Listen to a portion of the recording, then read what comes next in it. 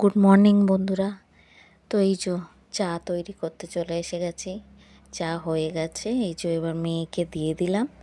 মেয়েকে দিয়ে আমিও ওর সাথে বসে পড়লাম। ও বারান্দায় বসেছে চাটা নিয়ে রোদ্দুর খেতে, আর আমি ঘরের ভিতরে বসলাম।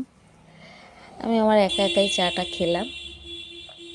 তো যাই হোক, তারপরে চা খেয়ে ওর ভাত করলাম, গোবিন্দভোগ চালের সিদ্ধ ভাত, আলু সিদ্ধ আর ডিম ভাজা।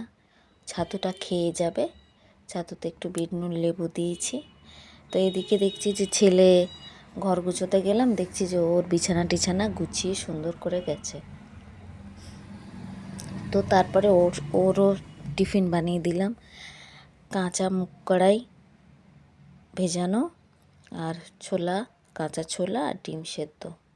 ও ছাতুও দিয়েছি সাথে, ছাতু খেয়ে যাবে।